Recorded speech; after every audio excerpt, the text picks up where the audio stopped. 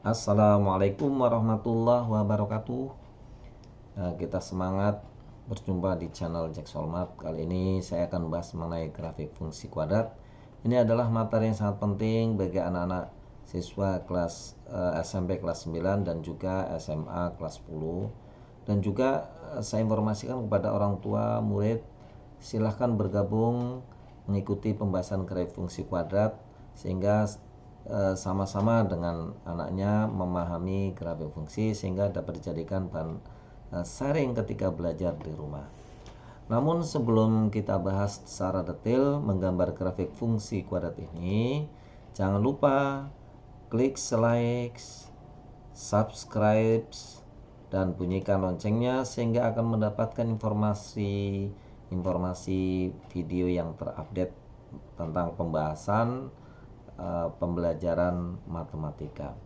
Baiklah, kita langsung saja akan menggambar grafik fungsi kuadrat. Oke, gambar fungsi kuadrat. Ada beberapa hal yang harus dipenuhi dalam menggambar grafik fungsi. Tentunya kita harus menyiapkan kertas peta atau buku streaming atau kertas streaming. Kemudian setelah kita sediakan, kemudian nanti kita akan menggambar sumbu kartesiusnya pada kertas peta. Selanjutnya kita akan menentukan titik potong yang terhadap sumbu Y, yang nanti syaratnya adalah X sama dengan 0. Kemudian yang keempat yaitu menentukan titik potong sumbu X, syaratnya Y sama dengan 0. Ini nanti menggunakan rumus ABC. Kemudian yang kelima, menentukan sumbu simetri. Dan selanjutnya kita menentukan titik puncak. Nah, titik puncak ini adalah sumbu simetris dan titik maksimumnya ini. Ya, nanti kalau sumbu simetris dan nilai optimumnya itu bertemu, dia akan menjadi titik puncaknya. Oke, kita bahas contohnya berikut. Gambarlah grafik fungsi berikut. Y sama dengan X kuadrat ditambah 7X ditambah 10. Ingat, waktu kita belajar sifat-sifatnya, karena ini A-nya positif, maka nanti gambar parabolanya adalah membuka ke atas. Nah, ini A-nya positif, B-nya juga positif, maka nanti sumbu simetrisnya ada di sebelah kiri sumbu Y. Baiklah, kita siapkan dulu kertas petanya. Kemudian setelah kita siapkan kertas petanya, kita buat sumbu simetrisnya, yaitu jangan lupa tanda panahnya dan ada Y dan X-nya. Kemudian kita berikan nilai-nilainya. Di bawah X adalah negatif, di atas adalah positif. Begitu pula untuk sumbu X, sebelah kiri negatif, sebelah kanan yang ke arah kanan adalah positif. Baik, yang pertama kita akan menentukan titik potong pada sumbu Y, syaratnya X sama dengan 0. Nah, ini dari persamaan ini, yaitu nanti X-nya sama dengan 0.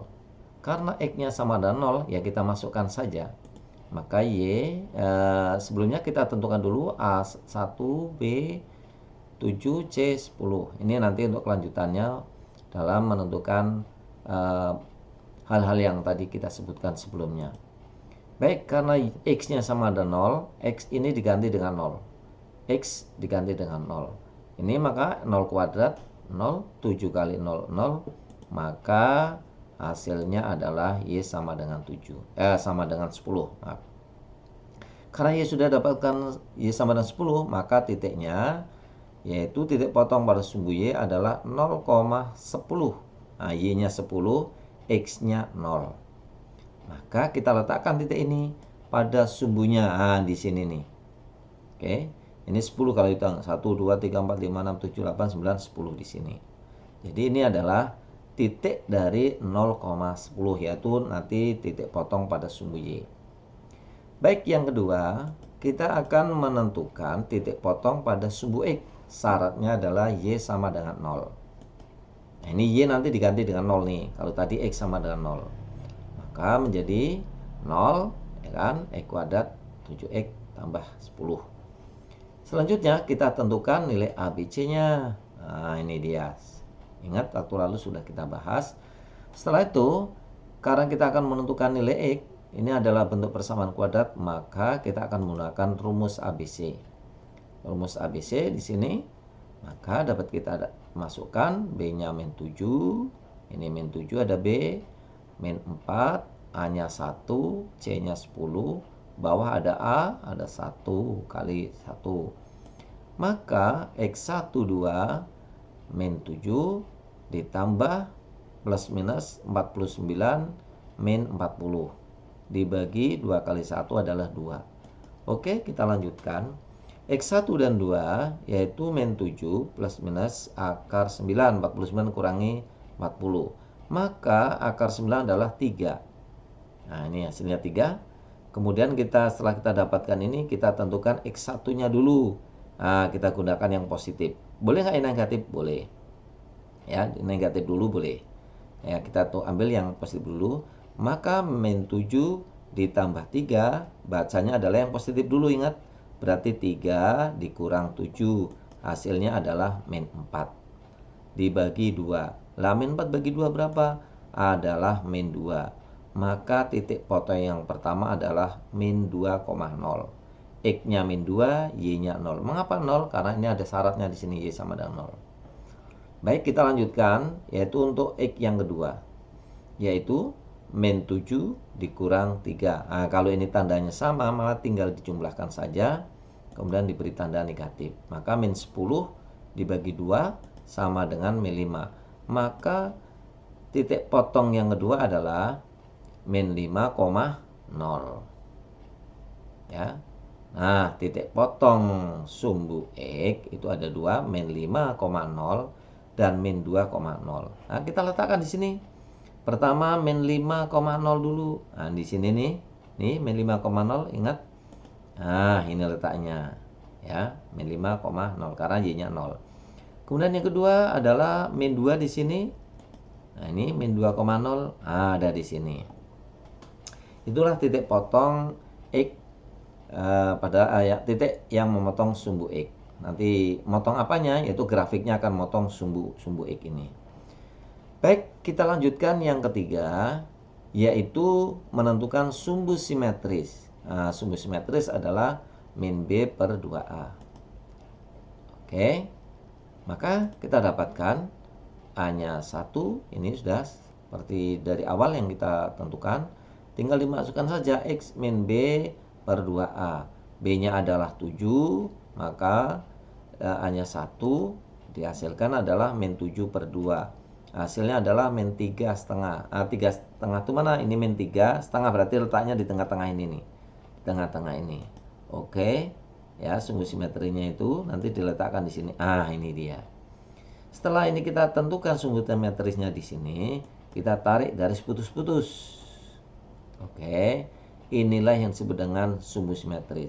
Sumbu simetris itu adalah sumbu yang membagi kurva yang sama besar nanti. Baik, perhatikan. Sumbu simetris sudah kita dapatkan.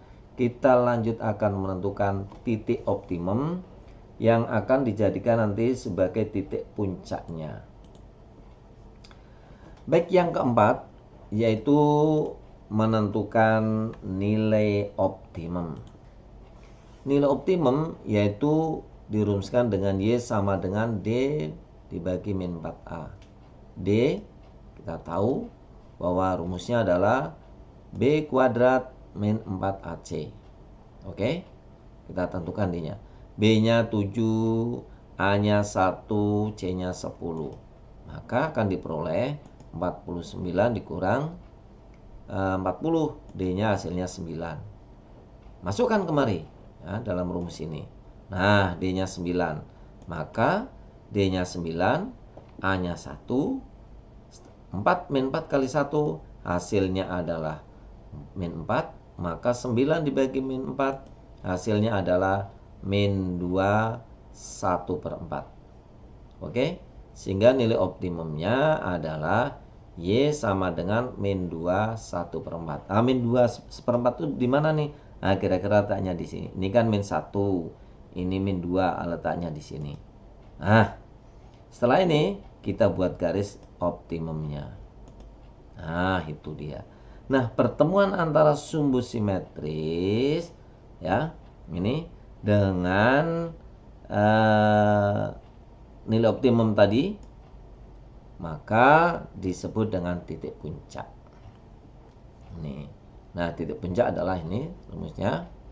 Maka diperoleh setelah diperoleh tadi sudah dikerjakan ya, yaitu sumbu simetrisnya X-nya adalah min 3 setengah, sedangkan optimumnya adalah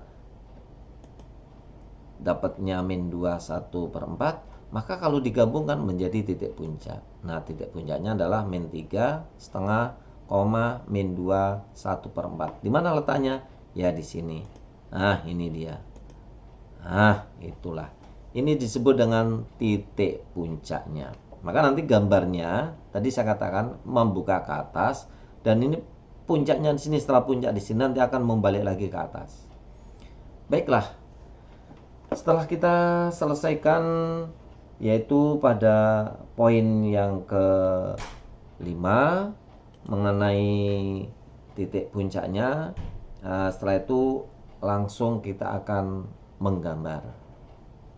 Baik, kita gambar, kita hubungkan ini titik-titiknya ini. Tadi memotong sumbu X, nah ini memotong. Oke. Terus sampai di sini, titik ini kita hubungkan dengan titik puncak ini. Nah, jadilah. Kemudian ini dihubungkan kemari. Nah ini dari sini menghubungkan kemana? Ya, kita lihat di sini. Karena sumbu simetris itu sama persis, ya. Sumbu simetrisnya membagi 2 sama persis. Nah, ini kalau dari sini adalah 1, 2, 3, ya kan? 1, 2, 3. Maka dari sini juga dihitung 1, 2, 3. Maka nanti ada titik di sini. Nah, ini akan sama persis ini. Jaraknya akan sama. Yang namanya sama kongruen ya, sama persis. Kemudian ini dihubungkan ke sana, ke titik ini. Oke. Oke. Setelah jadi inilah gambar parabola yang menghadap atau membuka ke atas. Setelah ini selesai, maka kurva parabola ini kita beri nama Y sama dengan E kuadrat ditambah 7X ditambah 10. Demikianlah kita tuntaskan, sudah kita selesaikan bagaimana cara menggambar grafik fungsi kuadrat. Maka bagi adik-adik atau siswa SMP maupun SMA, apabila ada sesuatu yang kurang, nanti bisa sharing kepada orang tua yang sudah belajar atau kepada gurunya nanti di sekolah, atau bisa memberikan komentar di channel Jack Solmat ini. Demikianlah pembahasan menggambar grafik fungsi kuadrat. Apabila ada sesuatu yang kurang berkenan atau ucapan yang tidak pas, saya sebagai manusia biasa, maka tentunya tidak luput dari kesalahan. Maka saya ucapkan mohon maaf yang sebanyak-banyaknya. Dan saya sampai sini. Assalamualaikum warahmatullahi wabarakatuh.